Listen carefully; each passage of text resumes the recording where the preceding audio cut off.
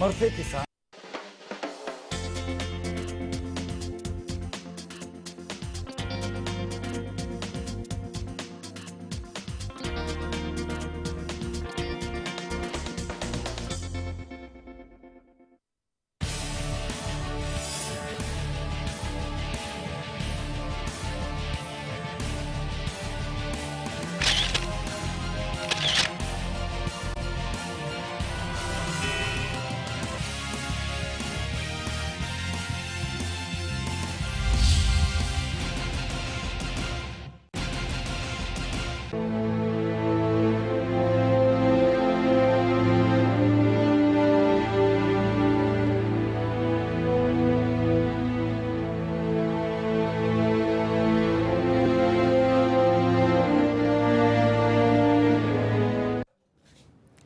नमस्कार, मैं हूं प्रशांत आंग्रे और आप तमाम दर्शकों का स्वागत है प्राइम टाइम में। और इस वक्त हम एक ऐसे अहम विषय पर चर्चा कर रहे हैं कि आफत में है मुंबई।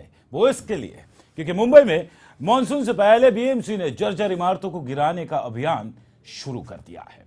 मुंबई में 16,000 से भी ज्यादा ऐसे इमारतें हैं जो जर्जर हालात में है। ये इमारतें बड़े हादसे को दावत दे सकती है। अगर कोई बड़ा हादसा होता है तो इससे हजारों परिवारों की जिंदगी पर ग्रहण लग सकता है। इसी को देखते हुए बीएमसी अपनी तरफ से कोई रिस्क नहीं लेना चाहती है।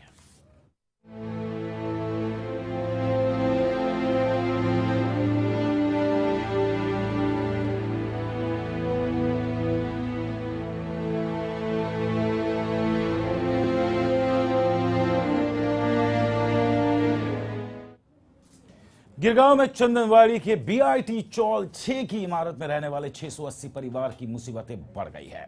इस परिवार को बीएमसी ने घर खाली करने का नोटिस भेजकर पानी और बिजली की सप्लाई बंद कर दी है। जिस इमारत में ये लोग रहते हैं उसकी खस्ता हालात को देखते हुए बीएमसी ने इसे गिराने का फैसला किया है। लेकिन इस परिवार की मुसीबत यह है कि इनके सामने रहने की समस्या खड़ी हो गई है।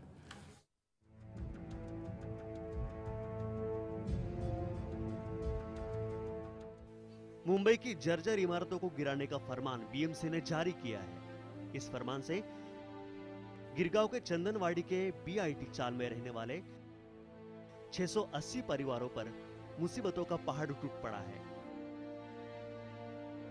इन 680 परिवारों को नोटिस भेजकर इनके घरों की बिजली और पानी की सप्लाई बंद कर दी गई है और लोगों से जल्द घर खाली करने के लिए कहा गया है। ये इमारत जर्जर हालात में है जो कभी भी गिर सकती है। इसी को देखते हुए बीएमसी ने उन इमारतों में शामिल किया गया है जिन्हें गिराया जाना है। आपको बता दें कि मुंबई में कुल जर्जर इमारतों की संख्या 16,104 है। बात करें 1940 से पहले की इमारतों की तो इनकी संख्या 13,367 है। वहीं 1940 से 50 के बीच की इमारतों की संख्या 1,474 है।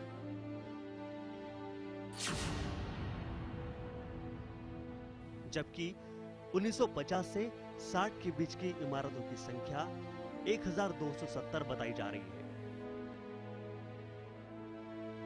इन इमारतों को गिराया जाना जरूरी है क्योंकि अगर जर्जर इमारतों के गिरने से कोई बड़ा हादसा हो जाता है तो इससे न जाने कितने परिवारों की जान जा सकती है।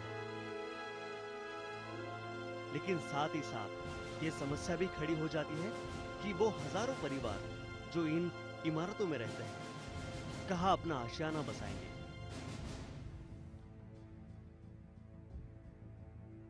Bureau report, Lemon news.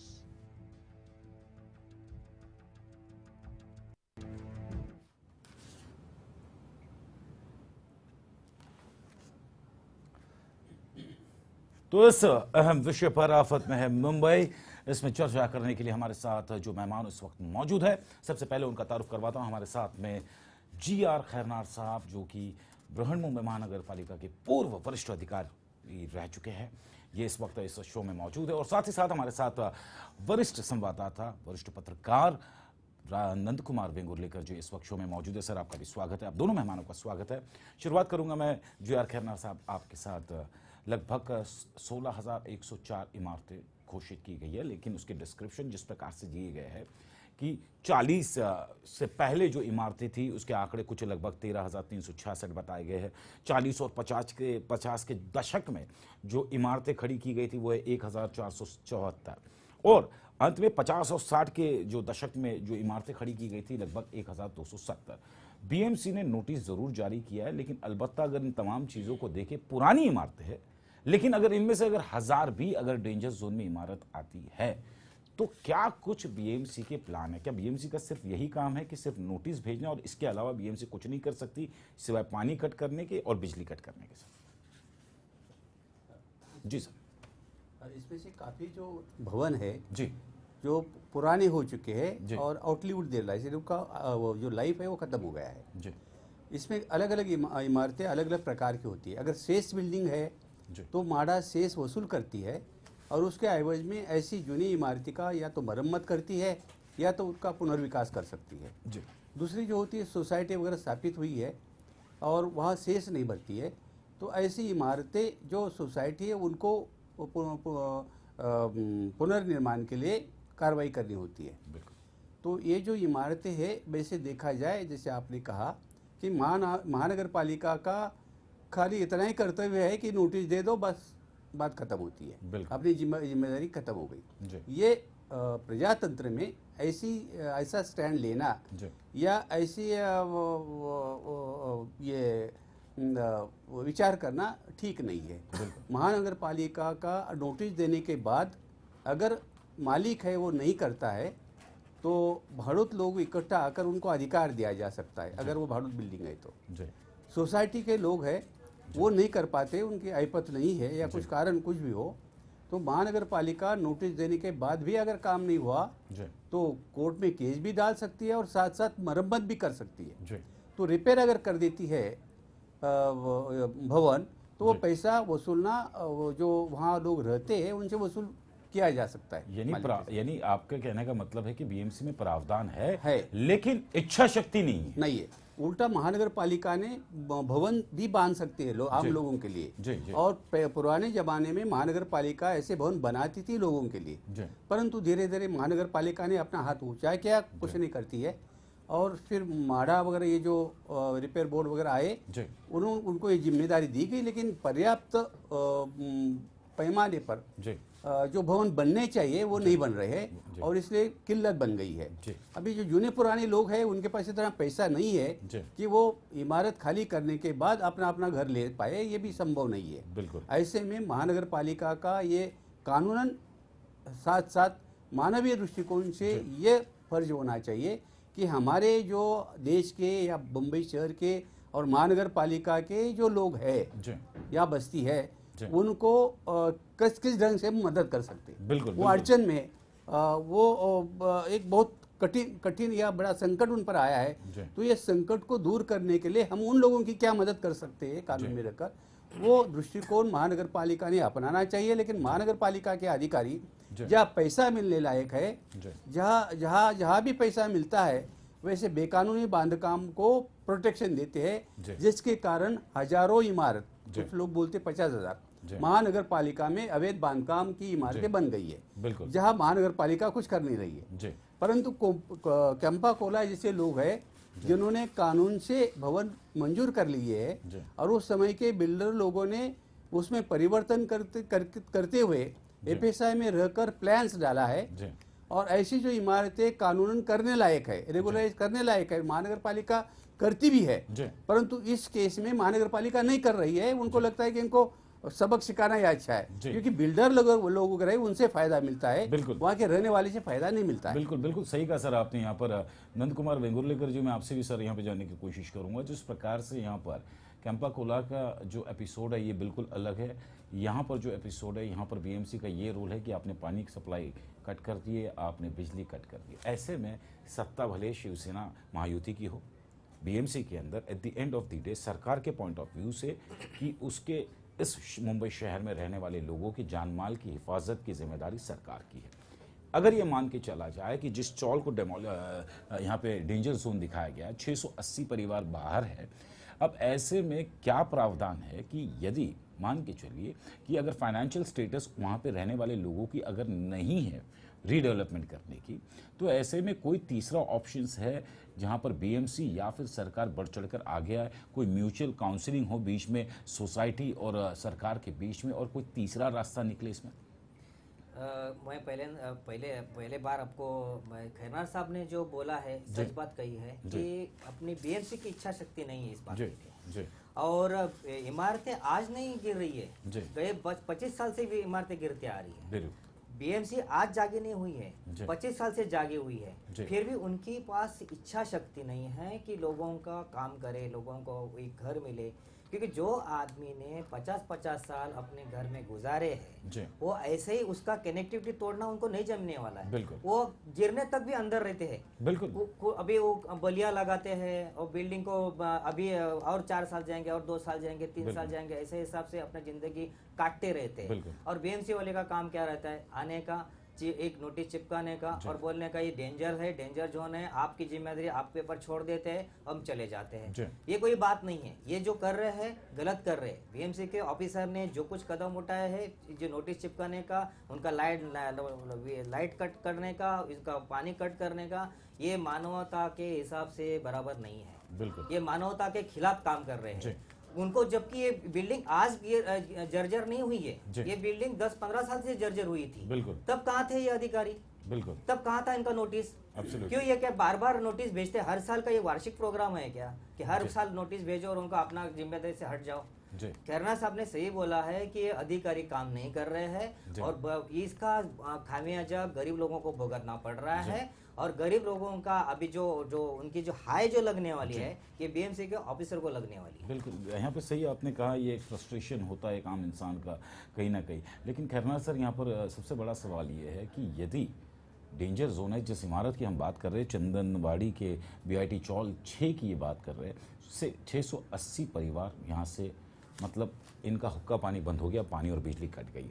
अब ऐसे में अगर if it is a danger zone, ये मान के चला जाए कि 74 साल 74 ईयर्स से ये बिल्डिंग खड़ी हुई है, अगर ये किसी डेंजर जोन में आती भी है, या इसका प्लास्टर वीक हो गया है, बिल्डिंग की बुनियाद जो है ये वीक हो गई है, या सलिए वलिए या लकड़े डाल के किसी तरह उसको टेका दे के उसको बिल्डिंग में सर्वाइव कर रहे हैं लोग, लेकिन ऐसे में अगर इनको शिफ्ट भी करना है तो कहीं ना कहीं बीएमसी के पास में महज एक ही रास्ता होता है कि ट्रांजिट कैंप। लेकिन इन बिल्डिंगों की ज़्यादा हालत ख़राब है ट्रांजिट कैंपों की, तो नहीं लगता कि एक नर्क से उठा के ये दूसरे नर्क में झोंक रहे, कोई स्वर्ग में नहीं झोंक रहे आपको? तो इसके पीछे का क्या लॉजिक है? हमारे शासन प्रशासन की अकर्मण्यता है। काम करने का उनका इच्छा ही नहीं है, पैसा कमाने का इच्छा है। जैसे अगर कोई डेंजरस इमारत है तो उनको ट्रांजिट कैंप में शिफ्ट किया जाता है, लेकिन वो ट्रांजिट कैंप भी ऐसा होना चाहिए जहाँ रहने लायक हो। बिल्कुल। परंतु और ट्रांजिट कैंप में थोड़े दिन के लिए होता है, तब जब तक कि पुरानी इमारत बांध के तैयार नहीं होती। बिल्कुल। परंतु ये देखा गया है कि एक तो ये ट्रांजिट कैंप इतने खराब है स्थिति में, जैसे मुर्गी रखने के लिए जो होता है वैसे होता है। दूसरा ये कि एक दफे वहाँ जाने के बाद 15-15, 20-25 साल उन लोगों को वही रखना पड़ता है, तो उसकी जिंदगी ही नरकीय बन जाती है। बिल्कुल सर। और बिल्कुल रहने लायक नहीं होता है वह जगह। ऐसे में सरकार ने, महानगर पालिका ने, माड़ा या जो भी संबंधित डिपार्टमेंट है, उन्होंने इकट्ठा आकर विचार कर इस समस्या को कैसे हल करना चाहिए, उसके लिए बहस करनी चाहिए, विचार करना चाहिए, उसमें ठोस कार्रवाई करनी चाहिए। वो नहीं करते हैं। और हमारा शासन प्रशासन बहुत ही निकम्मा हो चुका है, लोगों की कुछ उनको पड़ी नहीं है। नहीं तो वरना महानगर पालिका की खुद की इमारत में लोग रहते हैं और वो गिरकर लोग मरते हैं, ये कैसा संभव है? बिल्कुल। अगर महानगर पालिका चुस्त होती और ये जो लोगों को प्राइवेट बिल्डिंग को लाइट पानी तोड़कर उनको निकाल रही है, खदेड़ रही है, तो अपनी खुद की इमारत के लिए क्यों नहीं, लोगों के लिए क्यों नहीं किया उसने? बिल्कुल बिल्कुल सही। ये तो बहुत सारा इसमें घमेला भी होता है। कई बिल्डर को एक आध बिल्डिंग रीडेवलपमेंट करनी है और लोग सब लोग जाने के लिए तैयार नहीं, तो भी बिल्डर लोग म्यूनिसिपालिटी के पीछे लगकर ऐसी कार्रवाई करा लेते हैं। बिल्कुल बिल्कुल सही कहा सर आपने यहाँ पर। लेकिन वेंगुर्ले लेकर सर जी, जिस प्रकार से खैरनार सर ने बहुत अच्छा इशू यहाँ पे उठाया है कि एमएमआरडीए बीएमसी, अगर एमएमआरडीए का अगर हमने यहाँ पे रोल देखा तो एमएमआरडीए जिस प्रकार से हज़ारों घर बना रही है, लॉटरी सिस्टम के जरिए सस्ते दामों में बेचने का वादा कर रही है यहाँ पर, तो क्यों नहीं कोई ऐसी स्कीम, इस तरह की तमाम जो जर्जर इमारतें, इसके लिए कुछ ऐसी नई स्कीम लाए जिसके तहत एक अच्छे प्रॉपर प्लानिंग करके इन लोगों को सेफ जोन में रखा जा सके। नहीं, बात यह है कि जहाँ तक रीडेवलपमेंट का सवाल आ जाता है, तो रीडेवलपमेंट के लिए लोगों की कितनी उनके लिए बीएमसी के प्रति विश्वास है वो भी देखना जरूरी होता है। बीएमसी और म्हाडा के प्रति लोगों का विश्वास अभी कम होते जा रहा है, क्योंकि एक बार उन्होंने एक अपनी इमारत छोड़ी तो 25 साल 30 साल 40 साल उनको बाहर रहना है, मतलब रहना है, मतलब उसकी सेकंड पीढ़ी आ जाती है तब तक इनकी बिल्डिंग खड़ी नहीं होती है। लेकिन प्राइवेट बिल्डिंग की फाइल उनके पास चली जाएगी बीएमसी के ऑफिसर के पास, यानी बीपी डिपार्टमेंट में, तो उनका तुरंत उनको एफएसआई पास हो जाता है, तुरंत उधर की बिल्डिंग खाली हो जाती है, तुरंत बिल्डिंग खड़ी हो जाती है, वो अपना सेल बिल्डिंग बेच के भी बिल्डर चला जाता है, लेकिन लोगों का जो घर बांधने का आशियाना होता है वो कभी कंप्लीट नहीं होता है। उधर ये लोगों का ध्यान ही नहीं है, ये ऑफिसर लोग वो ध्यान ही नहीं दे, बिल्डर कितना पैसा दे रहा है, बिल्डर कितना एफएसआई चुरा रहा है, बिल्डर कितना पैसा अपने जेब में डाल रहा है, ये देखने का काम ये लोग करते हैं।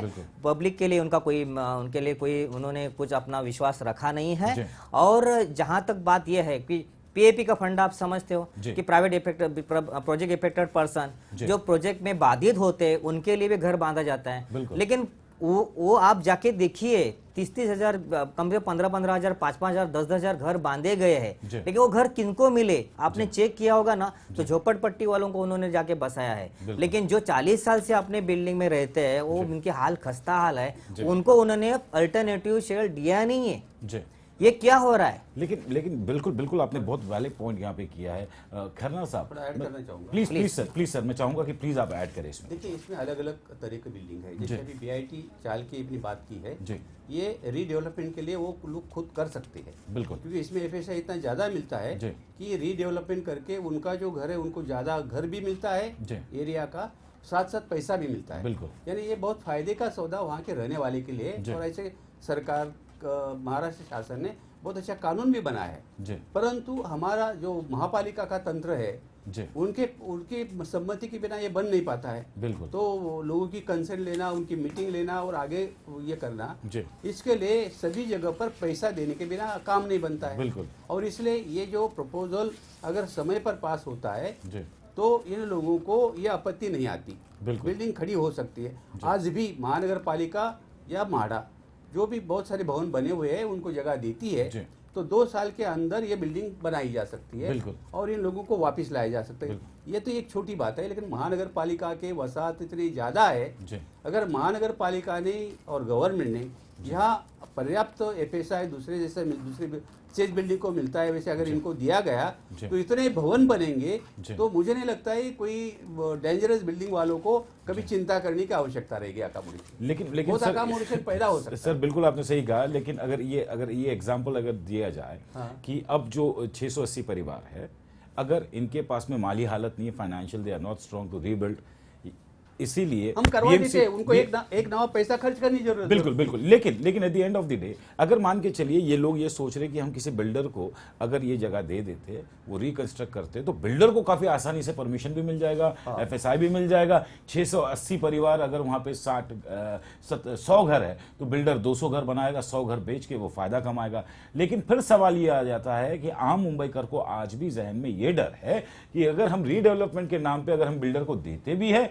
तो बिल्डर की फाइनेंशियल कैपेसिटी है या नहीं है। बिल्डर पहले बैंक गारंटी तो दे कम से कम कि ये प्रोजेक्ट हम 3 साल में कर रहे हैं, इसके लिए 500 करोड़ रुपए हमें लगेंगे जो हम बैंक गारंटी के तौर पर रख रहे हैं। तो ये भी बैक ऑफ द माइंड डर है सर। ये सब सेट प्रोसीजर है जी।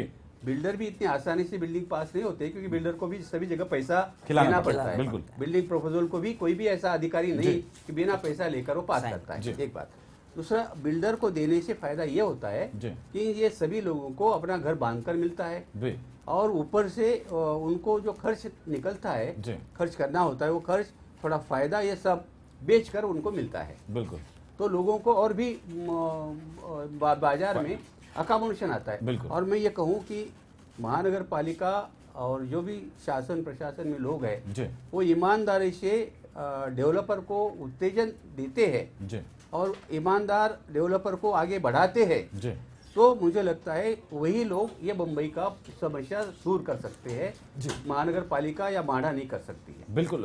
वेंगुर्लेकर सर जी, आपसे भी यही सवाल मैं पूछूंगा कि eight the end of the day कि जिम्मेदार कौन है? यानी मुंबई में हर एक इंसान सपना देखता है कि उसका एक आशियाना हो, उसका एक आशियाना तो है, लेकिन उस आशियाने को मेंटेन करने में उसकी पूरी जिंदगी चली जाती है, क्योंकि वो अपने एसेट, अपनी सोर्स ऑफ इनकम से उतना वो बैलेंस नहीं कर पाता है। आज के इस महंगाई के दौर में बैलेंस करना अपने आप में बहुत बड़ी अचीवमेंट माना जाएगा कि अगर कोई परिवार का जिसकी सोर्स ऑफ इनकम 15,000 है, 20,000 है, वो अपने पूरे परिवार का, बच्चों का पालन पोषण, शिक्षण या घर का खर्च या खुद का खर्च, ये तमाम चीज़ें अगर हम कंबाइन करके एक normal lower middle class family के बारे में अगर सोचे तो उसका बैंक बैलेंस नहीं होता। कि ये एकमात्र वजह है, वो इंसान आज मुंबई में रहता है, मुंबई के बीएमसी को हर एक टैक्स देता है, वो बावजूद इसके eight the end of the day उसके वक्त पे कोई खड़ा नहीं होता है। Who is responsible? BMC responsible है, एमएमआरडीए या हमारी ये सरकार, या फिर जो सत्ता है बीएमसी में जिसकी शिवसेना, बीजेपी, महायुति की, क्या ये लोग जिम्मेदार हैं?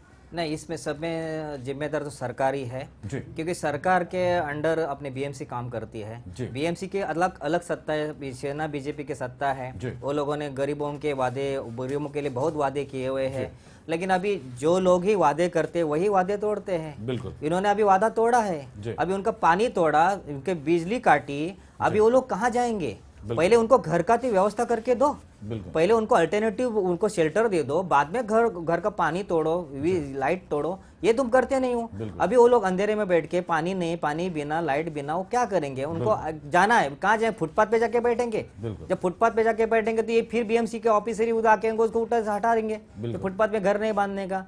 मतलब ये जो नेटिव लोग रहे, जो ऑलरेडी उनका मुंबई पे हक है, उनको ही उनका हक छीना जा रहा है। बिल्कुल, उसके जिम्मेदार ये सेना बीजेपी वाले भी है, उसके जिम्मेदार ये कांग्रेस और राष्ट्रवादी वाले भी है, क्योंकि दोनों सरकार और ये बीएमसी की सरकार दोनों जिम्मेदार है। जी सर, आशा करते हैं जी कि अभी जो नए पंतप्रधान बने हैं मोदी साहब, नरेंद्र मोदी जी, और उनकी जो टीम आई है, उन लोगों ने वादा किया है कि सभी को वो आशियाना उपलब्ध करा देने वाले हैं। कुछ टाइम दिया है उन्होंने, तो आशा करते कम से कम ये जो सरकार, ये जो महानगर पालिका और जो भी सरकारी तंत्र है, इतना सड़ा हुआ है, इतना खराब है और इनएफिशिएंट बन गया है, तो अभी आशा करते हैं कि लोगों ने मोदी सरकार को बहुत अच्छी तरह सपोर्ट दिया है और उन्होंने जो बहुत अच्छे वादे भी किए हैं। अभी आशा करते हैं कि वो वादे निभाएंगे। अगर वो वादे निभाते हैं तो मुझे लगता है 10-12 साल के अंदर मुंबई का ये समस्या छूट सकती है। यानी sir, eight the end of the day आप ये कहना चाह रहे हैं कि एक और आशा, एक और उम्मीद, एक और सपना, क्या ये सच होगा? ये भी अपने आप में बहुत बड़ा क्वेश्चन मार्क है, लेकिन ये वैलिड क्वेश्चन है आपका। एक्सपेक्टेशंस तो हाई है, लेकिन किस तरह ये एक्सपेक्टेशन पे खरी उतरती है ये तो आने वाला वक्त बताएगा। लेकिन फिलहाल मुंबई का वक्त बिल्कुल खराब चल रहा है, क्योंकि 16,104 इमारतों को यहाँ पर जिस प्रकार से बीएमसी ने बताया है कि कहीं ना कहीं ये डेंजर जोन के फैक्टर में आती है। लेकिन eight the end of the day क्या कुछ होगा, क्यों मुंबई कर सेफ नहीं, इस पर हमारी चर्चा जारी रहेगी अपने दोनों मेहमानों के साथ में, जी खैरनार साहब और नंद कुमार वेंगुर्लेकर जो हमारे साथ में होंगे। लेकिन फिलहाल यहाँ पे रुकेंगे एक छोटे से ब्रेक के लिए, और ब्रेक के बाद जब लौट के आएंगे तो हम अपनी चर्चा को जारी रखेंगे। एक छोटे से ब्रेक के बाद।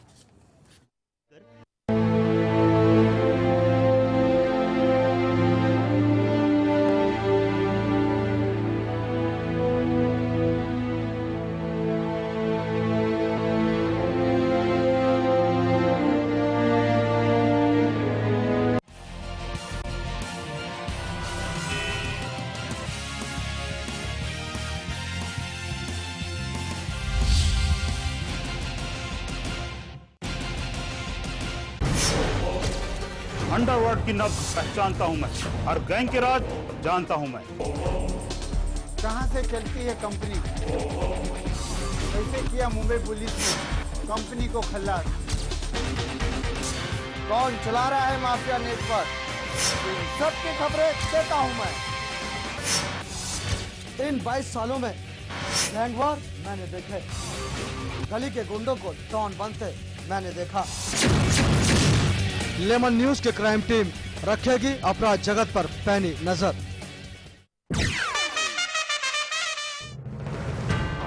और ये गेम खत्म।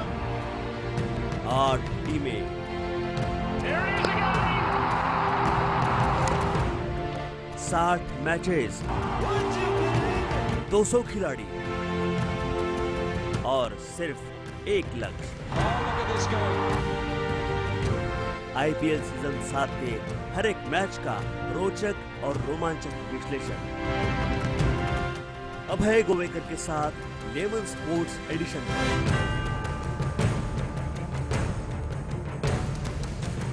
लेमन स्पोर्ट्स एडिशन हर रोज शाम 7:30 बजे सिर्फ लेमन न्यूज पर।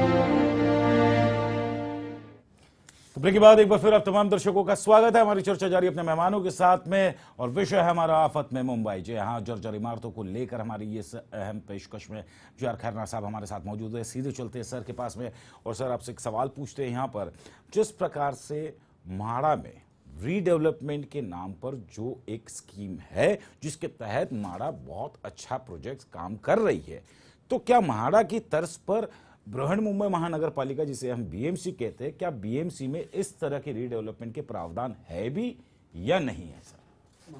महानगर पालिका की खुद की बहुत सारी इमारतें हैं, बहुत भवन है जी, और ये सभी भवन के लिए या नए भवन बनाने के लिए उनके पास स्वतंत्र डिपार्टमेंट है जी। और वैसे भी महानगर पालिका में सबसे ज्यादा इंजीनियर रूम की संख्या है, हजारों में है जी। अगर सही मायने में इंजीनियरों को काम देना है कंस्ट्रक्शन का, तो पूरी मुंबई तोड़कर नई मुंबई बनाई जा सकती है। क्या इतनी है, केवल पैसे का सवाल आता है। Sir it's shocking. यानी आप कह रहे हैं कि इतने सारे इंजीनियर्स हैं, अगर वो प्रॉपर फंक्शनिंग हो, प्रॉपर मॉनिटर करे, प्रॉपर अगर रीडेवलपमेंट प्लान को अगर पेश करे, तो शायद इस मुंबई का कायापलट हो। हाँ बिल्कुल, नई मुंबई यहाँ इतनी आज जो मुंबई है वैसी नई मुंबई बनाई जा सकती है जी। ये एक बात हो गई। अच्छा, दूसरा ये कि अभी तो हमारी समस्या लोगों को वसाने की है। बिल्कुल, जैसे मैंने कहा कि महानगर पालिका भी रीडेवलपमेंट करती है, बिल्कुल पास करती है, स्क्रूटिनी करती है, मंजूरी देती है, टेंडर भी मंगवाती है, भवन भी बनवाती है। ये महानगर पालिका का काम था कि गरीब लोगों के लिए घर बना के देने का, बिल्कुल पुरानी जमाने से उसका वन ऑफ द कंडीशन है जी। परंतु महानगर पालिका ने इसमें अक्षम्य ध्यान नहीं दिया, दुर्लक्ष्य कर रही है जी सर, जिसके कारण आज लोगों के लिए ना पर्यायी जगह लेने के लिए पैसा है, ना पर्यायी जगह हम उपलब्ध करा के देते हैं। बिल्कुल, तो ये बहुत गंभीर समस्या है। महानगर पालिका में शिवसेना है, शिवसेना मोदी साहब के साथ चुनाव में है, तो उनका कर्तव्य बनता है, तो देश का जो करेंगे तब करेंगे मोदी साहब के द्वारा, पहले महानगर पालिका तो करो, अपना काम वो तो पूरा करने दीजिए। और उनकी सत्ता भी है महायुति के तौर पर उनके साथ। और राज्य में भी अपने कांग्रेस की सत्ता है जी। वैसे भी ये जो अभी लहर निकली है, काफी इस समय नुकसान हुआ है, तो सही मायने में उनको ये सबक लेना चाहिए कि लोगों को प्रेम करने से, उनको मदद करने से लोग सपोर्ट करेंगे। बिल्कुल, तो उनका ये अभी कर्तव्य बनता है, चलो जो हुआ सो हुआ, इसके आगे कम से कम हम लोगों की मदद के लिए बिल्कुल एक्टिव रहेंगे, हमारे अधिकारी कर्मचारी को काम को लगाएंगे, तो मुंबई शहर ही इतना मुंबई शहर नहीं बनाया जा सकता है, इससे भी बड़ा। और ये जो हॉस्पिटल है और जो डॉक्टर है, वो तो पूरे महाराष्ट्र का भला कर सकते हैं आरोग्य के बारे में। बिल्कुल सही कहा, खाली इच्छा शक्ति सरकार में, महानगर पालिका में होनी चाहिए। लेकिन यहाँ पर बिल्कुल सही कहा सर आपने। लेकिन वेंगुर्लेकर सर जी, मैं आपसे भी यहाँ पे जानने की कोशिश करूंगा कि ऐसी कोई बारिश नहीं गई, ऐसा कोई मानसून नहीं गया जिसने मुंबईकरों ने जहां पर मौत ना देखी हो। ऐसे में भगवान ना करे यदि कोई बिल्डिंग गिरती है, सैकड़ों लोग मरते हैं, वहां पे हमारे राज्य के मुख्यमंत्री आते हैं, मरने वाले को 2 लाख रुपये, जख्मी वालों को 50,000 रुपये, और जो मामूली सी जख्मी है उनको 25,000 रुपये। सिर्फ ये अनाउंसमेंट करके देना और इतनी जानों को जाते हुए देखना, जबकि हम चाह सकते हैं कि इनको बचाया जा सकता है, लेकिन वो इनबिल्ड नहीं है। क्यों ऐसा है सर? क्या है, बीएमसी के अधिकारियों को या बीएमसी के प्रशासन को एक लागत लग चुकी है जी उनको सिर्फ टैक्स लेना आता है। जी टैक्स के बारे में उनको लोगों को क्या सुविधा देना वो दूर की बात है। जी अभी देखो फिलहाल अभी जहाँ तक एक एक बिल्डिंग गिरती जा रही है, लोग पूरे आशियान से अपना खुद का आशियाना खोते जा रहे हैं। लेकिन ये क्लस्टर जोन का नाम का एक नया प्रावधान लेके आए हैं। ये क्लस्टर जोन क्या है, सामूहिक जगह, सामूहिक के तौर पे लोग आना है और उधर की बिल्डिंग डेवलप करनी है। लेकिन सामूहिक लोग कब आएंगे, ये खुद का पड़ोसी का चेहरा नहीं देख रहा है, पड़ोसी को साइन नहीं दे रहा है, तो क्लस्टर जोन के कितने लोग एक साथ आएंगे और इधर सामूहिक बिल्डिंग बनेगी।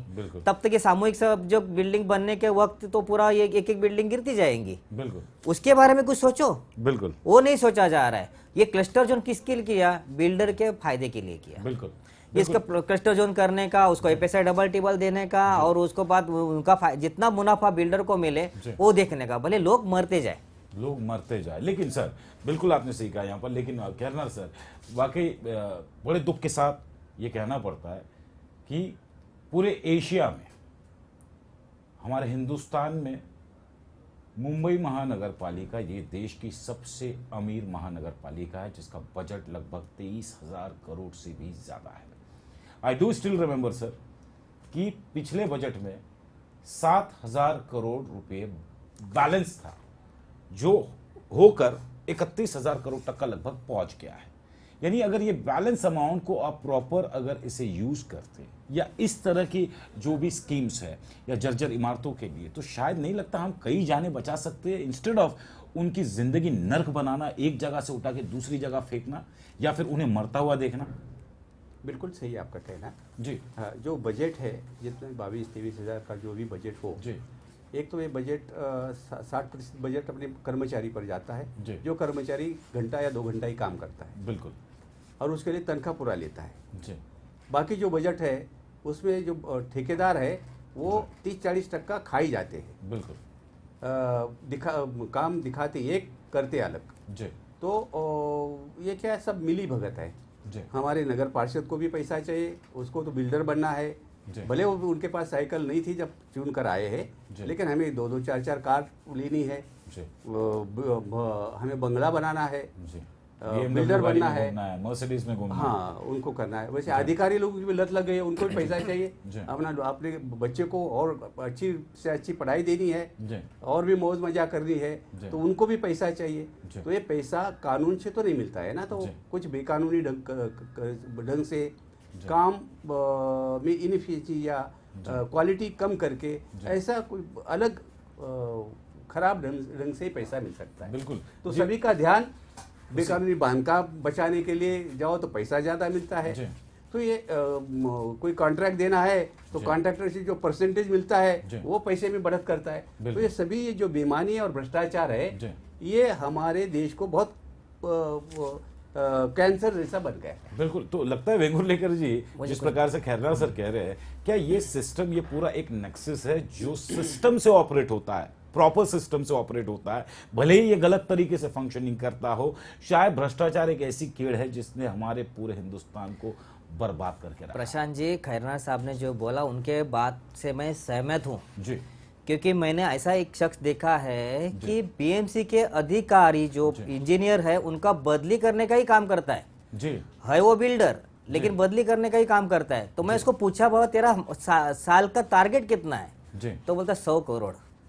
अभी बोले ताजुब की बात है, बदली करने के लिए जो इंजीनियर बीएमसी के ऑफिसर जो अपनी अपनी सेटिंग लगाते हैं, वो सेटिंग में उनका करोड़ों का टर्नओवर होता है। मतलब समझो कि जो करोड़ 2-2 करोड़ 3-3 करोड़ देके जगह का अपना जगह लेते हैं, इंजीनियर बनते हैं, तो क्या तो पैसा ही खींचने वाले हैं। बिल्कुल बिल्कुल। तो पैसा जब खींचने वाला तो आदमी काम क्या करेगा, बिल्कुल कानून गैर कानूनी ही काम करेगा ना। बिल्कुल बिल्कुल। मैं तो चाहता हूं कि जो इंजीनियर वो जूनियर इंजीनियर हो या एग्जीक्यूटिव इंजीनियर हो, उनकी पहले संपत्ति के बारे में इंक्वायरी करो जी, क्योंकि क्या है, पहले सीट पे बैठा उसके पास क्या क्या आया वो चेक करो ना, तो समझ में आएगा कि 32 करोड़ की अपनी 35,000 करोड़ की जो हमारी बीएमसी है वो मेरे ख्याल से 50-60 करोड़ तक जाएगी।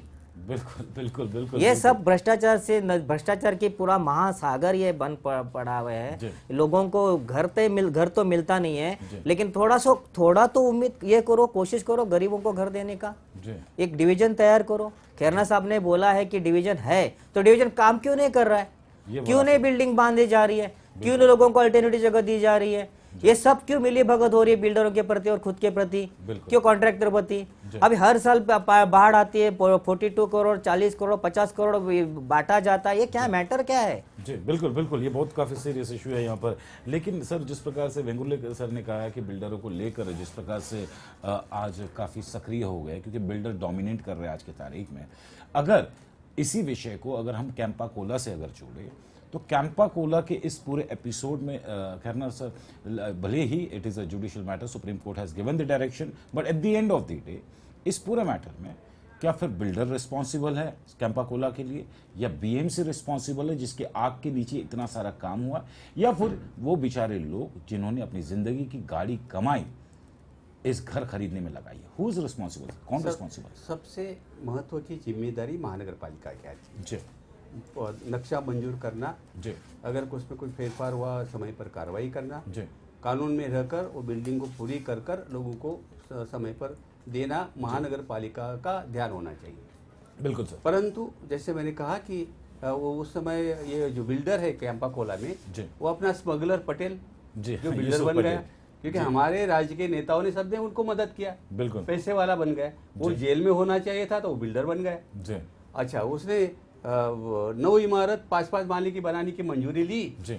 लेकिन उनको लगा कि 9 इमारत बनने के बजाय 5 या 6 काम बन जाएगा जी। तो उसने 5-6 इमारत का सभी एफएसआई इस्तेमाल करने के लिए प्लान डाल दिया जी। अच्छा, पटेल साहब है, वो मालूम है कि कमिश्नर भी वो अपने सामने झुक जाएगा, तो इनकी क्या परवाह करने का, वो प्लान पास होता रहेगा, बना डालो। तो उन्होंने कानून में जो बनने लायक है वो सब बना डाला 5 इमारतों में। और वो अभी 15-20 साल तो बीत गए, लोगों को पानी नहीं था, तो एक बिल्डिंग वाले हाईकोर्ट में गए पानी मांगने के लिए, हाईकोर्ट ने पानी दिलाया। दूसरे बिल्डिंग वाले को लगा चलो हम भी हाईकोर्ट में जाएंगे, लेकिन गए तो कोई दूसरा ही मुद्दा निकल गया और अभी वो तोड़ने का आ गया। क्योंकि खासकर हमारे कुंटे साहब जब से आए इनको तो कोई मानवता पता ही नहीं है। कमिश्नर ने मानवीय दृष्टिकोण रखना चाहिए, लेकिन कुंटे या कुंटे के जो भी वरिष्ठ अधिकारी है, ये लोग बहुत बेईमानी है, उनको ये बिल्डर लोगों को बहुत पसंद आते हैं, गरीबों का उनको कोई ख्याल नहीं है। ये रेगुलराइज कर सकते थे। सुप्रीम कोर्ट ने भी आदेश दिया था कानून में जो आता है वो करो, तो कानून में एक बिल्डिंग छोड़कर सभी बिल्डिंग कानून में आती है। बिल्कुल, जो एफएसआई थोड़ा बढ़ गया कारण। बिल्कुल, तो ये कानून में जो आता है वो कानून बनाने के बजाय उसके तोड़ने के पीछे लग गए हैं। बिल्कुल, अब उनका जो श्रम शक्ति है, इंजीनियर वगैरह वगैरह जो भी है, वो काम में लगेंगे। बांध काम करने के लिए टन गोपाला है, वो काम नहीं करेंगे। लोगों को मदद करने का, लोगों को नुकसान कैसे करने को है। इसलिए कुंटे साहब को मैंने बोला था कि चलो मैं फ्री में बिना पैसा लेकर सलाह देता हूँ। कैंपा कोला ही नहीं, ऐसे कई इमारतें और कई कैंपा कोला है जिसको मैं बचा सकता हूँ कानून से, लेकिन उनको नहीं चाहिए खैरनार, उनको तो बिल्डर चाहिए। Come on mister Kunte, Sitaram Kunte, the Mumbai corporation commissioner, come on please wake up. आपको इतनी अच्छी सलाह दे रहे जी आर खैरनार साहब, और आप इनकी सलाह लेने की बजाय आप जिस प्रकार से जो हो रहा है आज मुंबई करों के साथ में, वाकई शर्मसार कर देता है इस पूरे महकमे को जिसे हम बीएमसी कहते हैं, महानगर पालिका कहते हैं। वाकई sir, heads off to you. Vengurlekar sir, क्या कुछ कहना चाहेंगे? He is having a brave heart, that's why he is G R Khairnar. मुझे रिवार्ड क्या दिया है मालूम है जी? मैं एक काम कर रहा था जी, तो एक नेता ने मुझे बुलाया और बोला कि आपके कारण मुख्यमंत्री बहुत नाराज हो रहे हैं और उन्होंने आपको खत्म करने के लिए मुझे बोला है। मैं बहुत दुखी हो गया हूँ, लेकिन क्या करूँ, मुझे करना आवश्यक है क्योंकि मुझे मेरी पार्टी बचाना है, मेरी राजकीय पार्टी, इसलिए आपको मारना मेरे लिए अवश्य हो गया है। 2 महीने के बाद मेरे पर रिवाल्वर की गोलियां, मेरे कार्यालय में लोग रिवाल्वर खाली करते हैं।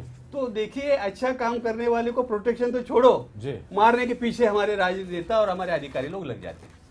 ये तो क्या करूं बताइए, कैसे करूं, कैसे ये देश सुधरेगा, कैसे महानगर पालिका सुधरेगी, कैसे लोगों के लिए सेवा करेंगे? इनको तो पैसा मेवा खाना है, पैसा खाना है। Sir, we salute you, we really salute you, क्योंकि you have a brave heart to fight, और आपने जिस ईमानदारी की एक छाप छोड़ी है इस बीएमसी के ऊपर, वाकई you are a perfect lesson अगर ये बीएमसी के अधिकारी अगर आपको थोड़ा भी पढ़ ले तो शायद बहुत कुछ तब्दीली हो सकती है। Vengurlekar sir, please you want to add something. मैं यही बोलना चाहता हूँ। खैरनार साहब मुझे जब ये कार्यक्रम से पहले मिले थे तो मैं खैरनार साहब को पहले ही बोला, खैरनार साहब 50 साल पहले आप नहीं थे, 50 साल के बीच में आप आए और आप जाने के बाद 50 साल और कोई नहीं आने वाला। बिल्कुल, खैरनारी है, हीमैन है, डैशिंग है, और इनका सलाह ये बीएमसी के ऑफिसर ने मानना चाहिए और लोगों को बचाना चाहिए। बिल्कुल बिल्कुल।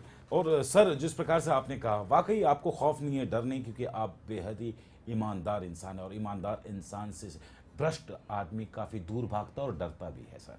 लेकिन मैं आपसे एक सवाल पूछना चाहता हूं यहाँ पे कि कैंपा कोला के बीच में एक आम इंसान पिस रहा है sir. Eight the end of the day it is between BMC and the builder, लेकिन इन दोनों की गलतियों का एक आम इंसान क्यों सजा भुगते सर? वही हुआ था, जैसे मैंने कहा कि इसमें कोई एप्लीकेशन माइंड ही नहीं, विचार करने के लिए कोई तैयार ही नहीं है। बिल्कुल, हाँ। अभी ये लोगों का बिल्डिंग तोड़ेंगे, ऊपर से इन लोगों ने जो डीम्ड कन्वेंस लिया है, ये म्यूनिसिपालिटी को क्या पड़ी है? वो बोलते नहीं, ये डीम्ड कन्वेंस नहीं देना चाहिए, हम इसके विरोध में कोर्ट में जाएंगे। अरे तुमको क्या पड़ी है अगर सोसाइटी को कन्वेंस मिलती है तो? बिल्कुल बिल्कुल। हाँ, उसके बजाय इनको लगता है कि तोड़ डालो, खाली हो जाएगा, बिल्डर वापस बिल्डिंग बनाएगा, बेचेगा, बराबर, मरने वाले मर बराबर। तो ये बहुत खराब मानसिकता है। और एक कुंटे को तो कम से कम समझना चाहिए, क्यों नहीं समझता मेरे ख्याल में नहीं आता है। बिल्कुल। आपने जो बात की गुंडे की, मैं आपको कहूँ, दाऊद इब्राहिम ने जब पुलिस कमिश्नर द्वारा मुझे कहा गया कि वो मारने वाला है, तो मेरे एक वहाँ के, क्योंकि मैं दाऊद के बिल्डिंग तोड़ रहा था, तो वहाँ के एक परिचित महिला ने मुझे बताया कि वो उनसे संबंध था, उसने फोन किया और मुझे कहा, साहब दाऊद बोलता है कि खैरनार अपने कर्तव्य निभा रहा है ईमानदारी से, ऐसे आदमी को मैं ना कभी मारने का सोचा है